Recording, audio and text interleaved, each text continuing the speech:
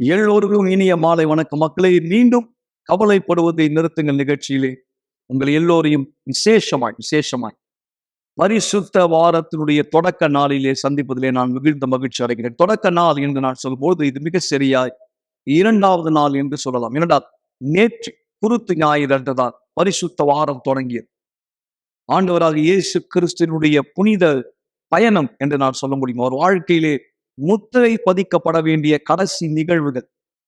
எங்கே அவர் தாமே மனுஷ குலம் முழுமைக்காய், உலகம் அனைத்திற்காய் தம்முடைய தியாகத்தை செய்ய தாமாக ஏற்றுக்கொண்டு வெற்றி சிறக்கும்படி நுழைந்த எருசலேம் நகரத்துக்குள் நடந்த நிகழ்வுகள் தான் இந்த வாரம் தியானிக்கப்படுகிற விஷயம். நேற்றைய தினம் குருத்து ஞாயிறு இயேசு கிறிஸ்து எருசலேமுக்குள் பிரவேசித்தார்.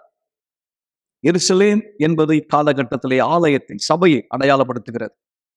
நேற்றைய தினம் நம்முடைய கிளை சபைகள், தலைமை சபை இங்கே மவுண்ட் ரோட், மேலும் மும்பை, ஹைதராபாத் எல்லா இடத்திலும் மக்கள் எங்களோடு ஒன்றிணைந்திருந்தார்கள். ஆண்டவராக இயேசு கிறிஸ்துவை அவர்கள் வாழ்க்கைக்குள் வரவேற்கும்படியா யார் ஒருத்தர் மிக சரியாய் ஆண்டவரோடு தம் ஐக்கியத்தை செய்கிறாரோ அவர் வாழ்க்கை கண்டிப்பாய் அதே போல் இருப்பதில்லை. விசேஷமாய் தேவனோடு வார்த்தையின் மூலம் உடன்படிக்கை செய்கிற ஒருத்தர். இன்றைய நாளுடைய நிகழ்வு, இயேசு கிறிஸ்து தேவாலயத்துக்குள் போய் அங்கே புறாவிக்கிறவர்களையும் வியாபாரம் செய்கிறவர்களையும் வெளியே துரத்தி மேஜைகளை கவிழ்த்து போட்டார். உங்களுடைய பொருளாதார வாழ்க்கை தலைகீழா இருக்கிறதா, தரித்திரமான நிலைமையா, ஏழ்மையான சூழ்நிலையா? இன்றைக்கு அதுதான் ஆலயத்தில் நடந்தது. கர்த்தர் மக்களுடைய பொருளாதார சரிவை தலைகீழாய் திருக்கும்படி, அதாவது சரிவை ஏற்றமாய், தோல்வியை வெற்றியாய், தாழ்ச்சியை வளர்ச்சியாய் மாற்றும்படி. ஆனால் ரகசியம் என்ன? அவர் வார்த்தையோடு நீங்கள் உடன்படிக்கை செய்கிற தருணம் இந்த அதிசயம் நடைபெறுகிறது. கண்டிப்பாய் அதற்கான சாட்சிதான் இந்த சாட்சி நீங்கள் கேட்க போவது. தேவனுடைய வார்த்தையோடு உடன்படிக்கை செய்கிற ஒருத்தர் வாழ்க்கையிலே கண்டிப்பாய் அவர் வார்த்தை பலிக்காமல் போவது இல்லை என்பதற்கான இந்த ஆதாரத்தை நீங்கள் கவனிக்கும்படி நான் விரும்புகிறேன். தொடர்ந்து இணைந்திருங்கள். இது உங்கள் கவலைப்படுவதை நிறுத்துங்கள் நிகழ்ச்சி. என் பேர் பவுல். எனக்கு ஏஜ் 46. என்னோட வாழ்க்கையில் ரொம்ப கஷ்டத்தில் இருந்தேன். என்னை சுற்றி இருந்து எல்லாருமே பணத்துக்காக வசதியாக இருந்தாங்க. ஆனால் நான் வேலை செஞ்சு கொண்டே இருந்தேன். எப்பவுமே அவங்க மேனேஜர் கீழே தான் நான் வேலை செஞ்சேன். என்னோடய சம்பளம் ரொம்ப குறைவாக இருந்தது. எல்லாருமே கார் வச்சுருக்காங்க, பைக் வச்சுருக்காங்க. என்னால் பைக்கே கிடையாது. என்னடா யோசனை பண்ணியிருந்தேன். அப்போது எனக்கு ஒரே கஷ்டமாக இருந்தது. மன அழுத்தம் இருந்தது, மன கஷ்டம் இருந்தது. என்ன பண்ணுறது என்னால் முடியல. அப்போ நான் உட்காந்து யோசனை பண்ணால் எத்தனோ ஆலயங்களுக்கு போனேன், எங்கெல்லாம் வந்தால் என்னால் முடியல. இதோடு விட்டுது. நான் அமைதியாக உட்காந்தேன். எனக்கு ஏறக்குறைய ஒரு 92லேருந்து நான் வேலை செஞ்சுன்னு இருக்கேன். ஏறக்குறைய ஒரு 15 வருஷமாக நான் கஷ்டப்பட்டுன்னு இருக்கேன். இதை நான் பணம் சம்பாதிப்பேன். அப்புறமா பணம் ஒரு 20ஆம் தேதி ஆனால் எனக்கு பாக்கெட்டில் பணம் இருக்காது. ரொம்ப கஷ்டப்பட்டேன். நான் என் நண்பன் மூலிமா கண்டறிந்தேன். நான் ஆலயத்துக்கு வந்தேன். எனக்கு கொஞ்சம் உள்ளே வரும்போது வித்தியாசம் இருந்தது. அதுக்கு மறுபடியும் இன்னொரு வெள்ளிக்கு வரும்போது எனக்கு இன்னும் வித்தியாசம் தெரிஞ்சது. அப்போ இவங்ககிட்ட ஏதோ வித்தியாசம் இருக்குது, நம்ம கற்றுக்கணும்னு ஆசைப்பட்டேன். ஆனால் கற்றுக்கினேன். என் வாழ்க்கையில் என் பொருளாதாரம் அழிக்கப்பட்டு தான் இருந்தது. இப்போ நான் நல்லா இருக்கிறேன். என் பொருளாதாரம் எப்படி போகணுன்னு எனக்கு கற்றுத்தந்தாங்க. அதே போல் என் வாழ்க்கை இப்போ இருந்தது. அப்படியே என் வாழ்க்கை மாறணுன்னு இப்போ இங்கே இந்த கற்றுக்கிற ஒரே விஷயம், உண்மைத்தன்மை இங்கே இருக்குது. நான் கற்றுக்கினேன். எத்தனை ஆலைகள் போகிறேன், உண்மைத்தன்மை இங்கே இருக்குது. அப்போ இவங்க கொடுக்குறது எல்லாமே உண்மைத்தன்மையான விஷயம். தேவனுக்கு நீ இப்படி இருங்க, இப்படி வித்தியாசமாக செய்யுங்க, இப்படி உண்மைத்தன்மை இருங்க, உங்களோட வாழ்க்கையில் வித்தியாசம் ஏற்படுனாங்க. அவங்க உண்மைத்தன்மை என்ன கற்றுக்கிட்டாங்க, தேவனுக்கு நீர் எப்படி இருக்க வேண்டும், தேவன் இடத்துல தசம்பாகை பற்றி அவங்க சொன்னாங்க. அப்போ தேவனுக்கு நான் தசம்பாக கொடுக்கும்போது நான் வித்தியாசம் உணர்ந்தேன். ஃபஸ்ட்டு அவங்க தியாகத்தை கொடுத்தாங்க. என்னென்ன தசம்பாக 3 மாதம் உங்களுக்கு சவால் வச்சாங்க. எனக்கு உங்களுக்கு சவால் தேவன் கொடுத்த அந்த சவாலை நீங்கள் ஜெயிக்கிறதுக்கு இதுதான் காரணம் அப்படின்னா. அப்போ 3 மாதம் நான் என்ன பண்ணேன், என்னோட சம்பளத்திலேருந்து 10% சரியாக முதல் 10% எனக்கு சொன்னாங்க. முதல் 10% அது என்ன வித்தியாசமாக இருக்குது அப்படின்னு. அப்போது வேதத்தின்படி நான் மல்கியா விஷயத்த சொன்னாங்க. மல்கியா படிக்கும்போது அந்த புரிஞ்சுக்கொண்டேன். அப்போ இவங்க சொன்னது உண்மைதான், அந்த வேதத்தில் இருக்கிற ஒரு விஷயம் உண்மைன்னு சொல்லிட்டு அதே போல் என் வாழ்க்கைப்படி நான் 10% சரியாக நான் செஞ்சேன். அந்த 10% 3 மாதத்தில் எனக்கு வித்தியாசம் தெரிஞ்சுது. நான் தேவனுக்கு கரெக்டாக அந்த தசம்பாகம் கொடுக்கும்போது எனக்குள்ளே முதலாவது நான் ஒரு சந்தோஷம் உணர்னேன். என்னடா அது அப்படின்னா, எனக்குள்ள ஏதோ ஒரு பணம் இருக்கிற மாதிரியே, எனக்குள்ள ஒரு தெம்பு இருக்கிற மாதிரியே இன்னும் உணர்ந்தேன். அப்போ எனக்குள்ள வந்து ஒரு பலம் இருக்கு. அந்த பலத்தை நான் வந்து செயல்படுத்தணும். அப்போ வந்து ஆக்ஷன், அதாவது முடிவு எடுக்கிறது தைரியம் வந்தது. ஒரு பொருள் எடுக்கணும்னா தயங்குவேன். ஆனால் தேவனுக்கு நான் உண்மையாக இருக்கும்போது தேவன் வந்து என் கூட இருந்த மாதிரி உணர்ந்தேன். அந்த வேலை நான் செஞ்சேன் கரெக்டாக. அப்போ வந்து பைக் வாங்குறதுக்கு தயங்கினேன். பைக்கு வாங்குறதுக்கு எப்படி தயங்கினா, 60,000 ரூபாய்க்கு என்னால் பைக் வாங்க முடியும், என்னோட சம்பளம் குறைவாக இருந்தது அப்படின்னு. அப்போ தேவனு எனக்கு ஒரு ஆலோசனை கொடுத்தாரு. சில விஷயங்கள் நீங்கள் இப்படி பண்ணனா இப்படி இருக்கும். ஆனால் எத்தனை வாட்டி நான் பைக் வாங்கணும்னு ட்ரை பண்ணேன், என்னால் முடியல. ஆனால் தேவனுக்கு உண்மையாக இருக்கும்போது யோசனை கொடுத்தாரு எனக்கு. இப்படி இந்த மாதிரி நீ யோசனை பண்ணும்போது எனக்கு நடக்கும் அப்படின்னு நான் உணர்ந்தேன். அதே போல் அந்த ஆலோசனை பண்ணி நான் நடந்தேன். என்னோட பகரம் பேங்க்கில் சேவிங் பண்ண சொன்னது மைண்ட் யோசனை வந்தது எனக்கு. பேங்க்கில் சேவ் பண்ண நேரடியாக பைக்கை வாங்கிறது நண்பன் மூலிமா போனேன். முழு காசு கொடுத்துட்டு நான் பைக்கை பர்ச்சேஸ் பண்ணேன். நான் வந்து என் வாழ்க்கையில் இப்படி மாறும்போது நான் பைக் மட்டும் நான் வாங்கக்கூடாது, நான் கார் வாங்கணும், ஒரு கம்பெனிக்கு ஒரு மேனேஜராக நான் இருக்கணும் நான் பண்ணேன். தேவன் மேலே நான் விசுவாசம் வைத்தேன். அந்த விசுவாசம் பகரன்னு எனக்கு வாழ்க்கை அடுத்த ஸ்டெப்பு நகர்த்த வேண்டிய யோசனை வந்தது. திங்கக்கிழமை மீட்டிங்கில் நான் கலந்துக்கும் போது அவங்க வியாபார திணியான ஆலோசனை எனக்கு கொடுத்தாங்க. அந்த ஆலோசனை படி நான் செய்யும்போது எனக்கு என்ன வித்தியாசம் தெரிஞ்சதுன்னா, நான் எப்போ அந்த கம்பெனிக்கு மேனேஜர் ஆக வேண்டும் நினச்சினோ அதே மாதிரி நான் மேனேஜர் ஆகிட்டேன். அந்த கம்பெனி கார் கொடுத்தது. இன்னொரு விஷயம் என்னென்னா, என் வாழ்க்கையில் செய்ய வேண்டியது என்னென்னா, தேவனை முதலாவது நம்ம நம்பணும். அதே மாதிரி தேவனுடைய ஊழியக்காரர்கள் என்ன சொல்கிறார்களோ நம்ம அது சரியாக நம்ம செய்யணும். நம்ம ஊழியக்காரர் சொல்கிற பேச்சு கேட்காம நம்ம சில விஷயங்கள் மாற்றி செய்யும்போது நம்மளோட வாழ்க்கையில் கஷ்டமாக இருக்குது. ஏன்னா அந்த தவறை நானும் பண்ணியிருக்கேன், எனக்கு கஷ்டம் வந்தது. அப்போது இந்த ஆலயத்தில் இருக்கிற பகாரம் சொன்னபடி நம்ம செய்யும்போது நம்மளுக்கு எல்லாம் உண்மையான நடக்கும் என்று நான் நம்பினேன். அதே போல் பாஸ்டருங்க சொன்னாங்க, அதே போல் நான் செஞ்சேன். என் பொருளாதார வாழ்க்கைக்கு ஆலோசனை கொடுத்தாங்க, அதே மாதிரி நான் செஞ்சேன். என் வாழ்க்கை வித்தியாசம் ஏற்பட்டது. இதை தான் தேவனை முதலாவது நம்ம நம்பணும். பிறகு அவங்க ஆலோசனை படி, ஏன்னா தேவன் இவங்களுக்குள்ள இருக்கா நான் நம்பினேன். எத்தனோ ஆலயத்தில் போயிருக்கேன், ஆனால் இந்த ஆலயத்தில் தேவன் இவங்களுக்குள்ள இருக்காங்க நான் வித்தியாசம் உணர்னேன். அதே போல் என் வாழ்க்கையில் வித்தியாசம் வந்தது. என் பொருளாதார வளர்ச்சி அடைந்தேன். என்னடா படிக்க தெரியாத ஒருத்தன் வந்து இப்போ வந்து ஒரு காரில் போகிறான்னா ஹாப்பி, ரொம்ப சந்தோஷமாக இருக்குது எனக்கு. இதுக்கெல்லாம் காரணம் வந்து தேவன் தான். ஏன்னா 30 வருஷமாக நான் வந்து வேலை இருந்திருக்கேன், வளர்ந்துருக்கேன். ஆனால் இதுவரையில் எனக்கு என் வாழ்க்கையில் இது நடக்கலை. ஆனால் இந்த எப்போ தேவன் பற்றி உண்மையாக நம்ம தெரிஞ்சுக்கும் போதோ அப்போ நம்ம வாழ்க்கையில் வித்தியாசங்கள் ஏற்படும், நம்மளுக்கு வெற்றி அடையும். நமக்கு பின்னாடி தேவன் இருக்கார்ல, நம்மளுக்கு முன்னாடியே தேவன் இருக்க நான் உணர்னேன். இப்போது என் கூட தேவன் இருக்கார். ஆனால் எனக்குள்ளே தேவனை வரத்துக்கு நான் முயற்சி எடுத்திருக்கேன். எனக்குள்ளே வந்துட்டாருன்னா எனக்கு எல்லாமே உலகம் வந்து சின்னது. இதுதான் என்னோடய வாழ்க்கையில் சந்தோஷம். உலகம் வந்து நான் ஒரு 10 வருஷத்துக்கு முன்னே உலகம் ரொம்ப பெருசாக இருந்தது. எப்போ ஆலயத்து தேவனை பற்றி நான் புரிஞ்சுக்கணும், அப்போ ஆலயம் எனக்கு ரொம்ப சின்னதாயிடுச்சு. ஆலயம் பெருசாகிடுச்சு, உலகம் வந்து ரொம்ப சின்னதாயிடுச்சு. எனக்கு ரொம்ப சந்தோஷமாக இருக்கேன். என் வாழ்க்கையில் தேவன் என் கூட இருந்துனே இருக்காரு. எவ்வளோ பிரச்சனை வந்தாலும், ஆஃபீஸில் பிரச்சனை வரும், எனக்கு விரோதமாக நடக்கும். ஆனால் இதுவரையில் யாருமே என்னை அசைச்சது இல்லை. ஏன்னா என் கூட தேவன் இருக்காரு. காலையில் ஏந்துதான் நான் ஏந்துதான் உடனே நான் ஜெபம் பண்ணுவேன். ஆஃபீஸுக்கு போகிறதுக்கு முன்னாடி பைபிள் எடுத்து படிச்சுட்டு அதை முட்டி போட்டு ஜெபம் பண்ணிவிட்டு கிளம்பி போவேன்.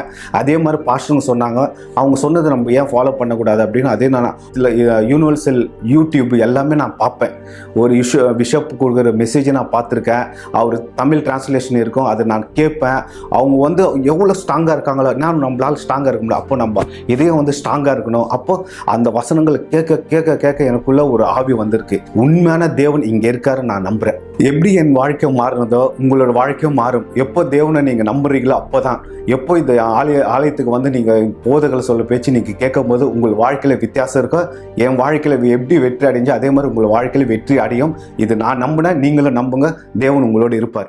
இந்த சாட்சியின் மூலமாய் கண்டிப்பாய் நீங்கள் தெளிவடைந்திருப்பீர்கள் என்பதில் எனக்கு எந்த சந்தேகம் இல்லை. மக்கள், இந்த தருணத்திலே நான் நம்முடைய ஆலயம் ஹைதராபாத்தில் உள்ள நம்முடைய ஆலயம், மும்பையில் உள்ள நம்முடைய ஆலயம், நான் இங்கே சொன்னது போல சென்னையிலே எல்லோருமே நாங்கள் விசுவாசத்தின் ஆவியிலே இருக்கிறோம். விசேஷமாய் வருகிற வெள்ளிக்கிழமை, புனித வெள்ளிக்காய் மாபெரும் நிகழ்வு. எல்லா துறைத்தனங்களை, அதிகாரங்களை சிலுவையின் மேல் ஜெயித்து கர்த்தர் வெற்றி சிறந்த ஒரு நாள். இந்த நேரத்திலே மும்பையிலே உள்ள நம்முடைய ஆலயத்துக்கு நான் உங்களை கொண்டு செல்ல விரும்புகிறேன்.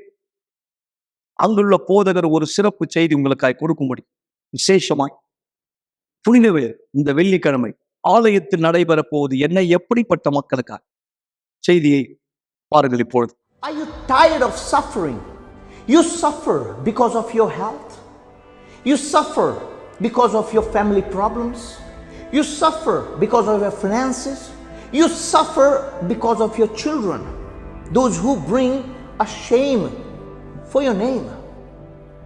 But it's written upon cross, Jesus has taken all our sorrows. Yes, it is written here in the book of Isaiah, a prophecy done for Jesus, where Jesus fulfilled these promises. It was the cross. Upon the cross, he took all our sorrows. It's written like this: surely he has borne our griefs and carried our sorrows. And if you are suffering right now, you have a chance to be free from all your tears, to be free from all your sorrows. Your suffering can be put to an end, and it is finished here upon cross. This is the place where you will win your all problems. This Friday at 3 p.m. Yes, this Friday at 3 p.m. we will be in this great campaign of faith in order for you to be delivered from your problems, from your sorrows. And at the feet of cross we will be crying out for you. For more information, call us on our helpline number, or our address is given below. We are in Chennai in Thousand Lights.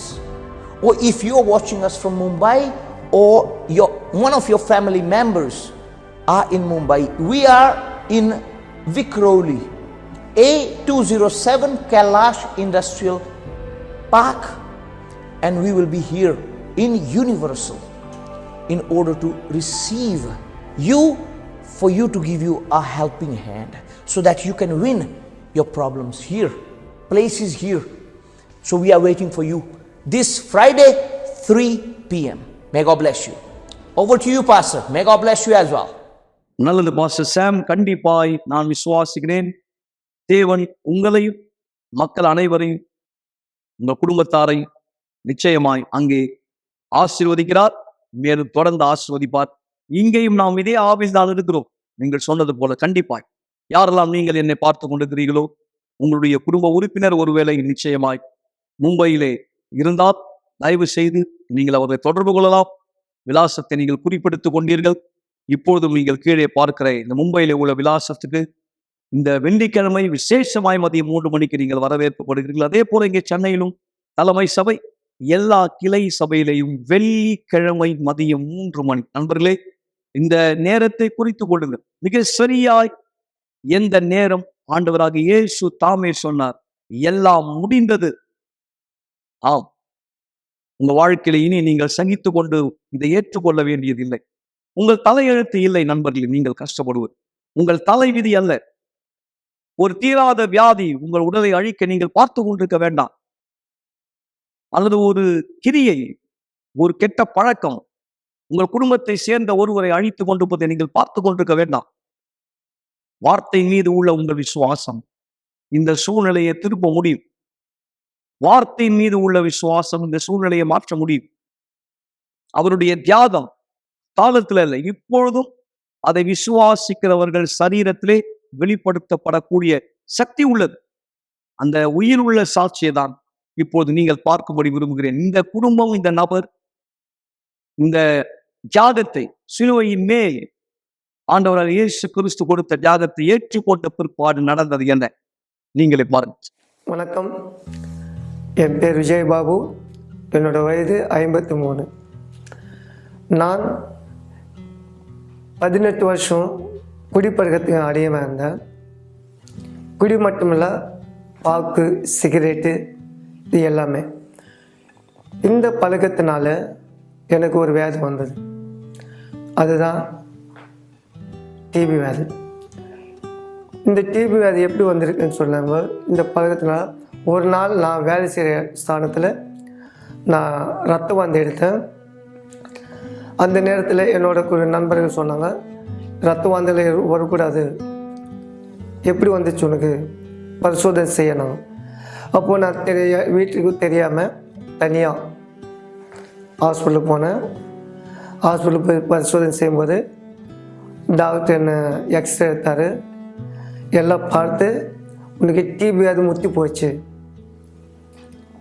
இத்தனை நாள் என்ன செஞ்சீங்கன்னு கேட்டார். அப்போது இத்தனை நாள் எனக்கு தெரியாது டாக்டர்னு. அவர் சொன்ன வார்த்தை, இனிமேல் நீ 6 மாதம்தான் உயிரோடு இருப்பேன்னு சொன்னார். 6 மாதமா? என்ன சொல்கிறீங்க டாக்டர், என்னால் நம்பவே முடியல. ஆமாம், உனக்கு இப்போ தான் நீ ஸ்டார்ட் ஆச்சுன்னு நினைக்கிறேன். ஆனால் இல்லை, உன்னோட சரீரத்தில் பல வருஷமாக இந்த வியாதி உருவாக்குறான்னு உனக்கு தெரியல, வியாதி முத்தி போயிடுச்சுன்னு சொன்னான். அப்போது அவர் சொன்ன வார்த்தை, உடனடியாக நீ அட்மிட் ஆகணும் வேணும், அப்போ தான் உனக்கு இந்த சிகிச்சையெல்லாம் பார்க்க முடியும்னா. அப்போது சார் நான் இல்லை டாக்டர், நான் வீட்டில் சொல்லாமல் தனிமையாக வந்தேன் அண்ணன். அவர் ஏற்றுக்கல. அது நான் அவருக்கு சில மாத்திரை கொடுத்தாரு. அது அந்த மாத்திரை வாங்கிட்டு நான் திருப்பி வெளியே வந்து குப்பில் போட்டு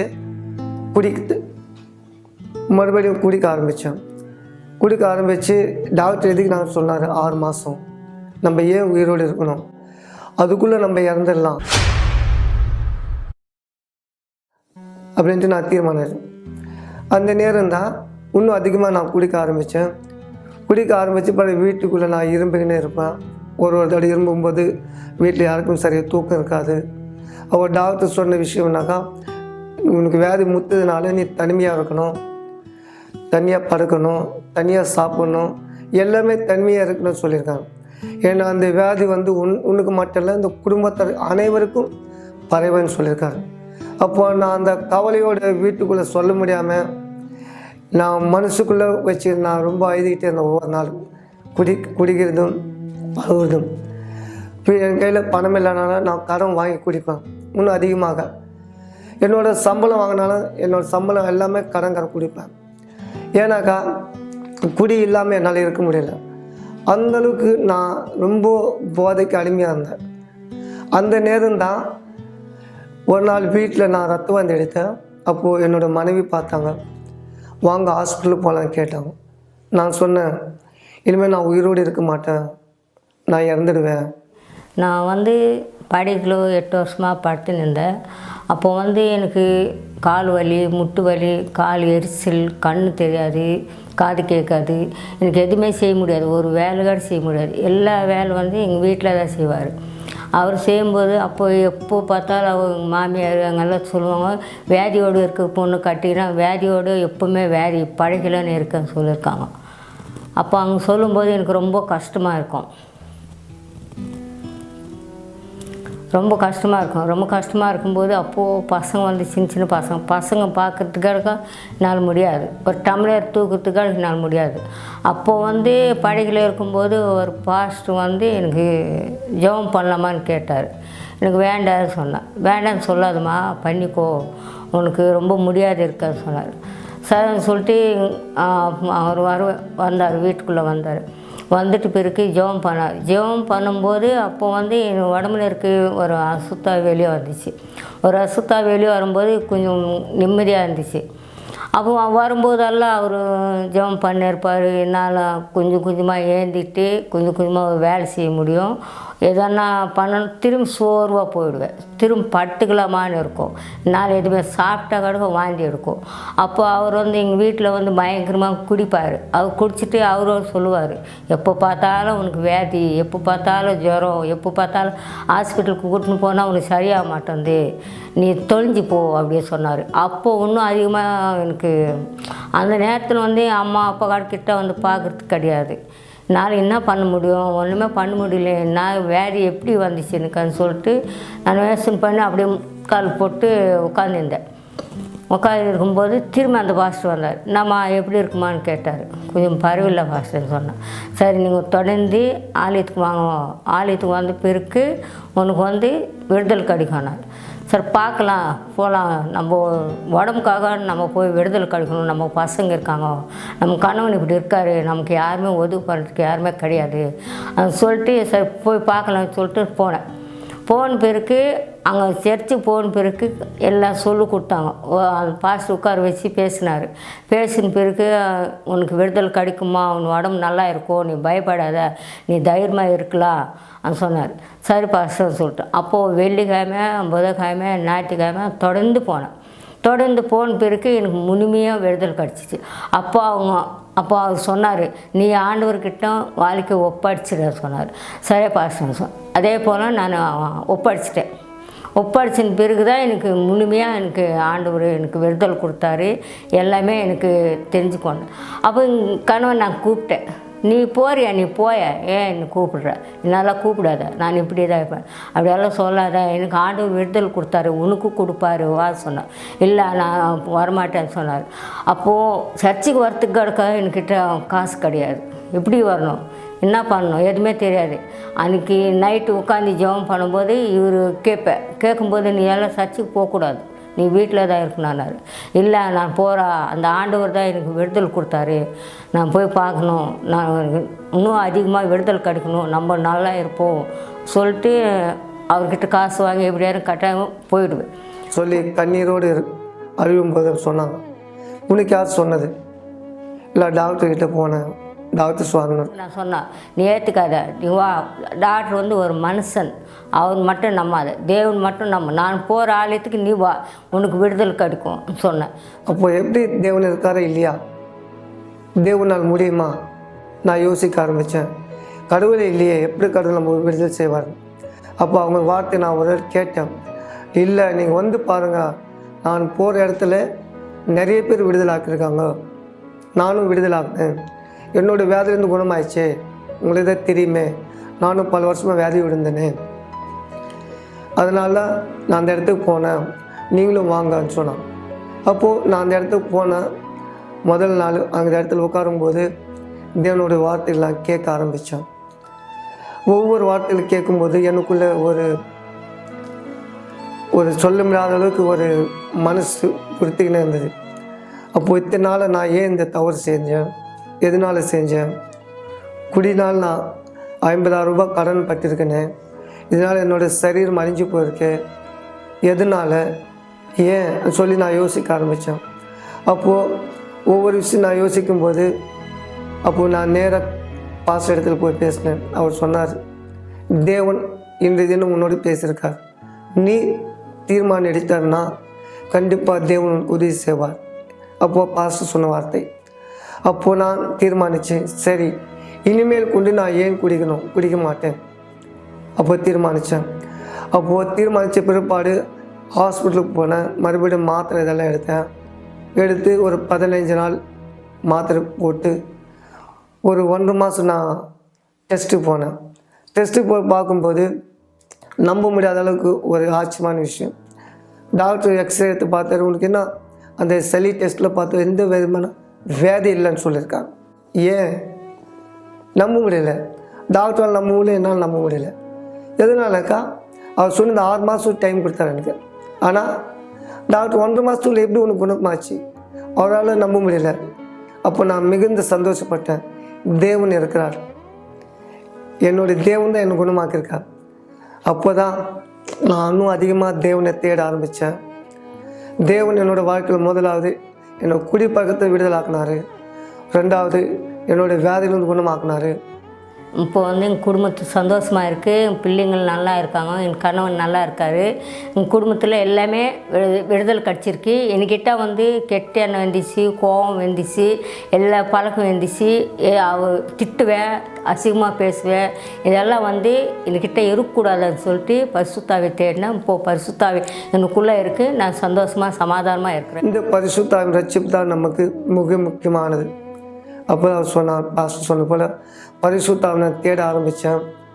பரிசுத்த ஆவியானவர் எப்படி இருப்பார், எப்படி பேசுவார், எப்படி செய்வார், எனக்குள்ளே ஒரு குழப்பம். அப்போ தான் பாஸ்டர் சொன்னது போல் நான் கேட்டு ஒரு வார்த்தை கவனித்து பிறகாடு நான் அந்த பரிசுத்தாவை பெற்றுக்கொண்டேன். பரிசுத்தாவை பெற்றுக்கொண்டு இன்று தினம் என்னோடய குடும்பம் சந்தோஷமாக இருக்குது, என்னோடய மனைவி சந்தோஷமாக இருக்காங்க, பிள்ளைகள் சந்தோஷமாக இருக்காங்க. இன்னும் நான் என்னோடய வாழ்க்கை நாள் முழுவதும் தேவனுக்கு நான் உண்மைத்தன்மையாக இருப்பேன்னு சொல்லி நான் இருக்கேன்.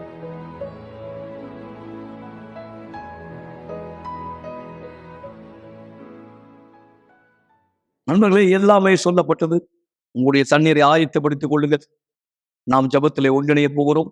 நான் ஜெபம் முடித்த பிற்பாடு மிக விசேஷமான ஒரு வீடியோ நீங்க பார்க்கும்படி விரும்புகிறேன். தானியேல் உபவாசத்தினுடைய கடைசி 3ஆம் வாரத்தில் நாம் இருக்கிறோம்.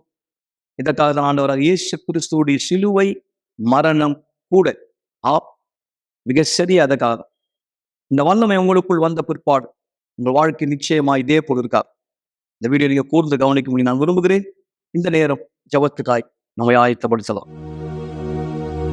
ஒரு கிளாஸ் தண்ணீரை ஆயத்தப்படுத்திக் கொள்ளுங்கள் அல்லது தொலைக்காட்சிக்கு அருகாமையிலே வாருங்கள். இந்த நேரம் உங்களுக்கான ஒரு சிறப்பு ஜெபத்தை நாம் செய்ய போகிறோம். சர்வ வல்லமையான தேவன், என்னோடு யாரெல்லாம் ஜெபத்திலே ஒன்றிணைந்து இருக்கிறார்களோ, ஒருவேளை சற்று முன்பு கேட்ட சாட்சியை போல இவர் வாழ்க்கைக்கு தேதி குறிக்கப்பட்டிருக்கலாம். ஒரு தீர்க்க முடியாத வியாதி நிமித்தம் அல்லது தன் வாழ்க்கையுடைய பிரச்சனைகளை சமாளிக்க முடியாமல் இவர் தனக்குத்தானே ஒரு நேரத்தை குறித்திருக்கலாம். எதற்காய் நான் இனி உலகத்திலே வாழ வேண்டும் என்று அல்லது இந்த எண்ணங்கள் இவர் மனதில் நிழலாடி கொண்டிருக்கலாம். ஆனால் நீ சொன்ன ஒரு வார்த்தை, எல்லாம் முடிந்தது. இனி இவர் எந்த பிரச்சனைக்கும் அடிமை இல்லை, அடிமைப்பட வேண்டிய அவசியம் இல்லை, தவறான முயற்சிகள் அவசியம் இல்லை, தவறான பழக்கத்திலே தன்னை கொண்டு போக வேண்டிய அவசியம் இல்லை. தியாகத்தின் மீது உள்ள விசுவாசத்தின் சக்தி இவர் வாழ்க்கை நிலைமையை மாற்ற முடியும் என்ற உறுதியை கொடுக்கும். என் தேவன், இந்த தண்ணீரை பருகிறவர்களுக்குள் ஒரு புது நம்பிக்கை பிறக்கட்டும், ஒரு ஒளி பிரகாசம், ஒரு இருளில் இருக்கிறவருக்கு ஒரு வெளிச்சம் தெரியட்டும். எல்லா வியாதிகளினுடைய கட்டுகள் முடிக்கப்படணும். தரித்திரத்தின் நிலைமையை மாற்றும், வறுமை ஏழ்மை நிலைமையை மாற்றும் தேவன். தண்ணீரை ஆசீர்வதிக்கிறேன். ஜெபத்தை கேட்கிற ஒவ்வொருவரை ஆசீர்வதிக்கிறேன். ஆண்டவராகிய இயேசு கிறிஸ்துவின் மகிமைக்குரிய பெயரால் ஆமென். ஆசீர்வாதமான தண்ணீரை குடிங்க நண்பர்களே. கர்த்தருடைய வல்லமை கண்டிப்பாய் உங்களை தொற்றுகிறது. நண்பர்களே, தேவன் உங்கள் சூழ்நிலையை மாற்ற வல்லவராக இருக்கிறார். தலைகீழாய் திருப்பும்படி விசுவாசத்தை பிடித்துக் கொள்ளுங்கள். நாளை இரவு மீண்டும் இதே நிகழ்ச்சியில் உங்களை சந்திக்கும் வரை சென்று வாருங்கள். மார்ச் 11ஆம் தேதி முதல் மார்ச் 31ஆம் தேதி வரை உள்ள இந்த தானியேல் உபவாசத்தினுடைய அடிப்படை விஷயம் என்ன? இதான் நான் உங்களோட இந்த வீடியோவை பகிர்ந்து கொள்ள விரும்புகிறேன். யார் நீங்க என்னை பார்த்து கொண்டிருக்கிறீர்களோ, இந்த சம்பவம் முதலாவது நடைபெற்றது எங்கே? சரித்திரத்திலே அப்போஸ்தலர் 1ஆம் அதிகாரத்தை பார்க்கும்போது இங்க வசனம் சொல்லுகிறது, அவர்கள் ஒருமனப்பட்டு, அதாவது எல்லோருமே இயேசு கிறிஸ்துவானவருடைய வார்த்தையை கேட்டுக்கொண்ட சமயம் சீஷர் எல்லாரும் கூடி வந்திருக்கும் போது இயேசு அவர்களை நோக்கி சொன்னார், யோவான் ஜலத்தினாலே ஞானஸ்தானம் கொடுத்தான், நீங்கள் சில நாளுக்குள்ளே பரிசுத்த ஆவியினாலே ஞானஸ்தானம் பெறுவீர்கள்.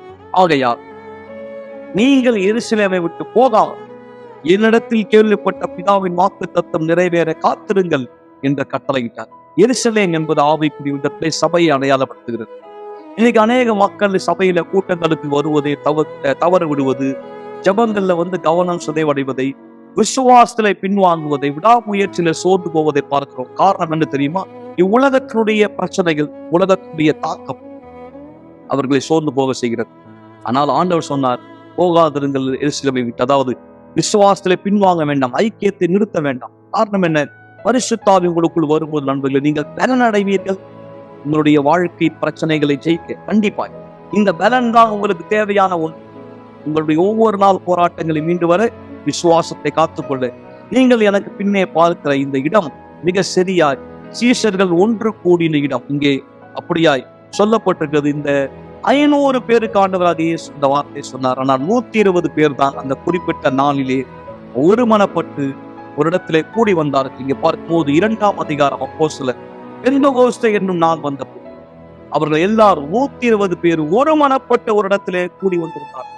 அந்த இடம்தான் நீங்கள் பார்க்கிற இந்த மேல் வீட்டறை. இந்த இடத்துல 120 பேர் ஒன்று கூடினார். எதை நம்பி? ஆண்டவராக இயேசு கிறிஸ்து கொடுத்த வாக்குத்தத்தம், நீங்கள் பரிசுத்த ஆவியினால் ஞானஸ்தானம் பெறுவீர்கள். நண்பர்களே, நீங்க பல காரியங்களை தேடுறீங்க, பல காரியத்துக்காய் கவலைப்பட்டு கலங்குகிறீர்கள். ஆனால் ரகசியம் என்ன தெரியுமா? பரிசுத்த ஆவியினிடத்திலே வரும்போது அப்போஸ்தலர் 1ஆம் அதிகாரம் 8ஆம் வசனம் சொல்கிறது, நீங்கள் பலன் அடையும். பலன் தான் உங்களுக்கு தேவை. அதற்காக தான் 21 நாள் தானியலின் உபவாசம். இது குறித்த விளக்கம், இது குறித்த விவரம் தேவை. நீங்கள் உபவாசத்தை இணைய விரும்பினால் உடனே எங்களை தொடர்பு கொள்ளுங்கள். நேரடியாய் நீங்கள் ஆலயத்துக்கு வரலாம். இந்த ஞாயிற்றுக்கிழமை விசேஷமாய் 17ஆம் தேதி காலை 9:30 மணி எங்கள் சிறப்பு விருந்தினர். நான் அவ்வளவு நேரம் காத்திருக்க முடியாது, எனக்கு உடனடியாய் விளக்கம் தேவை. உடனே தொடர்பு கொள்ளுங்கள். இதை குறித்த விளக்கத்தை பெற்றுக்கொள்ளும்படியாய் இந்த உபவாசத்திலே நீங்கள் இயேசு கிறிஸ்துவானவர் தாமே வாக்களித்த பரிசுத்த ஆவியின் பொழிந்தர்களை பெற்றுக்கொள்வீர்கள். தேவனுடைய வல்லமை பலன் உங்களுக்குள் வருவதை நீங்கள் பார்ப்பீர்கள். அவர் நாம மகிமைக்காக